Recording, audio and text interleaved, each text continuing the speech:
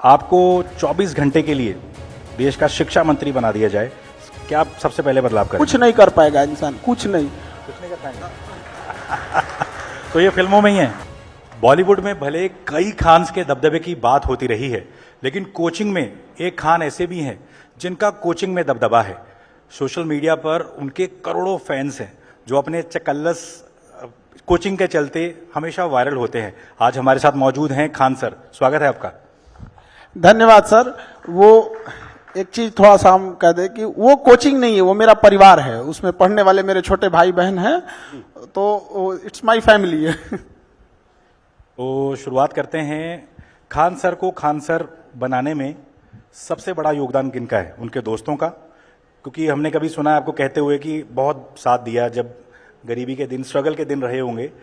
आपके दोस्तों का, आपके स्टूडेंट्स का, या कुछ ऐसे लोगों का जिनको हम नहीं जानते, या खुद खान सर का? अब पहले से किसी को पता नहीं रहता है कौन टीचिंग में जाएगा। वैसे हमको फौज में जाना था, टीचिंग तो हमको अभी भी मतलब पढ़ाते हैं, लेकिन फौजें पसंद है, टीचिंग नहीं। तो हमको ना जब स्टार्टिंग करना था तो 3 दोस्त थे मेरे, सोनू, पवन और हेमंत। इन लोगों ने बहुत हेल्प किया और कोचिंग के लाइफ में लेके आया हमको हेमंत, खींच के ले गया, चलना भाई पढ़ो तो तनी मनी। तो वो बेगूसराय वाला एरिया आ जाता है ना थोड़ा उस टाइप का। फिर वहां से आदमी पढ़ाना चालू किया।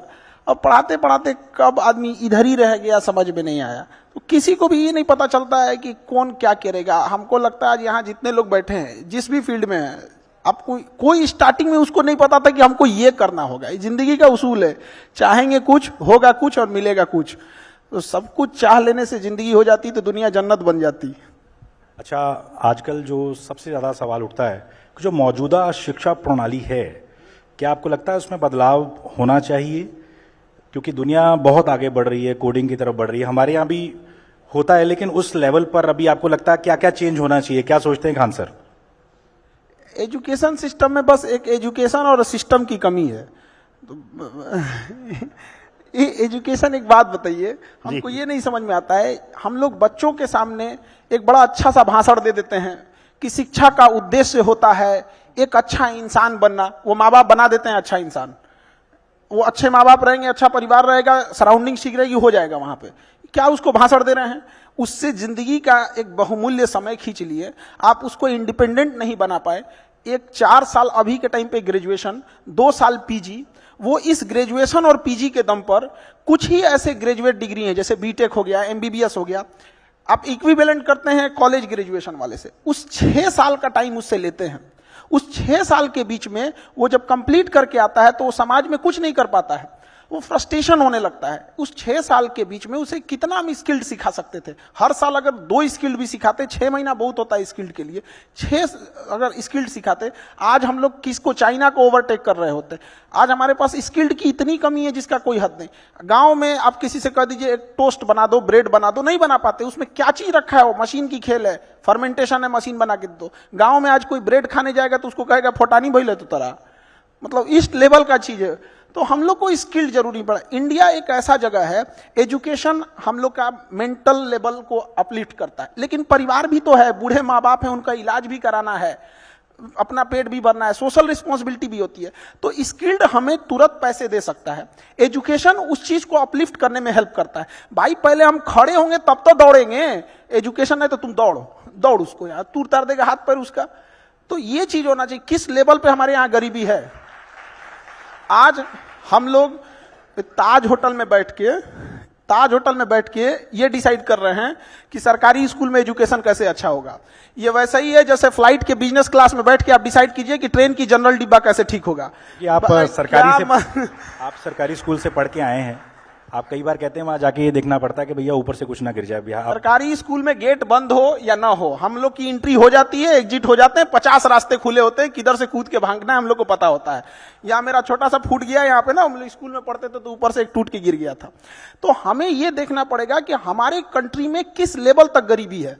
आप देखिए कि अगर गांव में कोई इंसान फल खरीद के ले जा रहा है ना, इट मीन्स या तो उसके घर कोई पूजा होगा या तो कोई बीमार पड़ा होगा, वो खाने के लिए नहीं ले जा रहा है। ये गरीबी है। और वहां हम लोग उसको कहेंगे एंटरप्रेन्योर बनो, अपनी कंपनी खड़ा करो। वो परिवार नहीं खड़ा कर पा रहा है, कंपनी खड़ा करेगा। और बढ़िया। अच्छा, चूंकि बहुत ही बढ़िया बातें कर रहे हैं, आपको 24 घंटे के लिए देश का शिक्षा मंत्री बना दिया जाए, क्या आप सबसे पहले बदलाव करेंगे? कुछ नहीं कर पाएगा इंसान, कुछ नहीं कर पाएंगे। तो ये फिल्मों में ही है। आप देखिए, आप किसी पायलट को टेम्पू दे दीजिए, टेम्पू, और कहिए उड़ा दे इसको, वो रनवे पे दौड़ते रह जाएगा, नहीं उड़ेगा वो। बहुत बढ़िया। मूस मोटैयन लोढ़ा हुईन, हाथी घोड़ा थोड़े हुईन। ये क्या मतलब बना के रखे हैं लोग? ऐसा लगता है कि जैसे मतलब एक टॉप लेवल चेंज कर देंगे तो सारा सिस्टम होगा, ऐसा नहीं हो सकता है। आप ग्राउंड लेवल पे जाके देखिए कितनी परेशानियां हैं। एजुकेशन सिस्टम को ना, शिक्षकों की भाषा मतलब समझ में नहीं। हम लोग तो सरकारी स्कूल में पढ़े थे तो कार्य बोलने की जगह टीचर कार्य बोलता था, तो हमको समझ में नहीं आता करना क्या है यहाँ पे। तो हमें एक टीचर और स्टूडेंट के बीच में इतनी ज्यादा डिस्टेंस बना के रख दिए, इतना प्रोटोकॉल बना के रख दिए हैं। आज 90% स्टूडेंट, उनको अगर क्लास में कोई टॉपिक नहीं भी समझ में आ रहा है, टीचर बोलेंगे समझ में आ गया तो हाथ उठा देगा। टीचर को पता होना चाहिए कि स्टूडेंट किस टॉपिक पे फंसेगा और किस टॉपिक पे नहीं फंसेगा। टीचर इतना कॉन्फिडेंस होना चाहिए, वो बता सकता है कि ये टॉपिक हर बच्चे को समझ में आया कि नहीं आया। वहां आपने जीएस में ये चकल्लस तरीके से समझाने का फॉर्मूला निकाला, ये कब आया सबसे पहले प्लान में कि भैया ऐसे समझा सकते हैं, ऐसे समझ आएगा जीएस?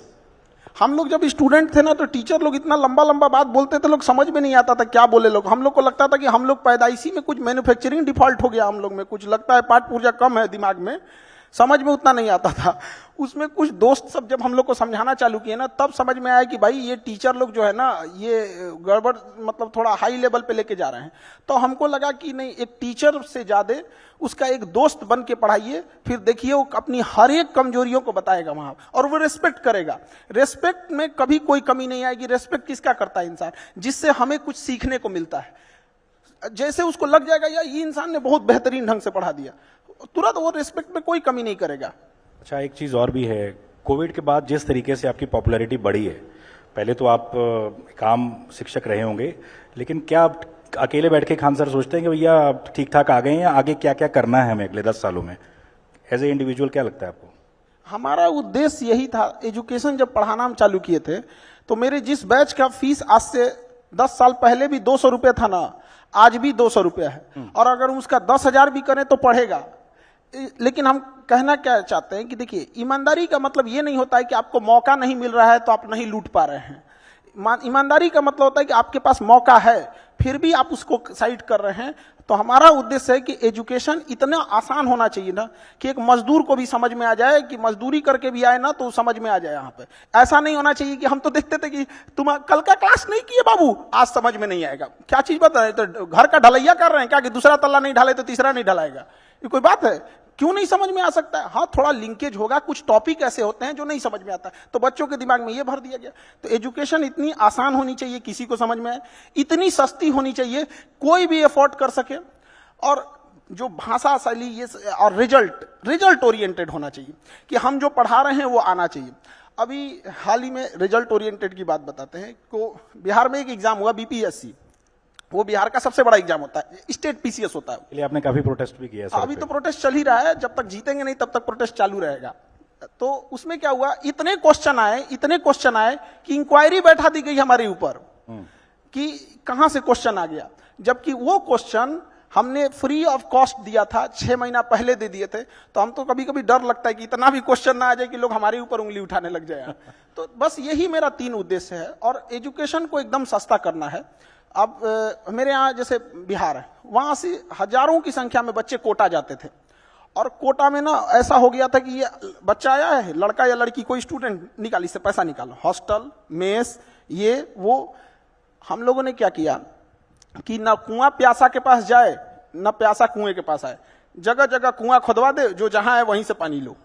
तो कोटा से जितने टीचर्स थे उन लोगों को हम लोगों ने पटना लाए, एफोर्डेबल बनाए, और आज वही फीस जो कोटा में 2.5 लाख 2 लाख थी, एग्जैक्ट वही टीचर से हम लोग ने पटना में पढ़ा दिया। 2-3 हजार रुपये वो ऑनलाइन दे के पढ़ सकता है, यूपीएससी में भी वही कर सकता है। तो उद्देश्य यही है कि एजुकेशन आसान, सस्ती और समझ में आए सब।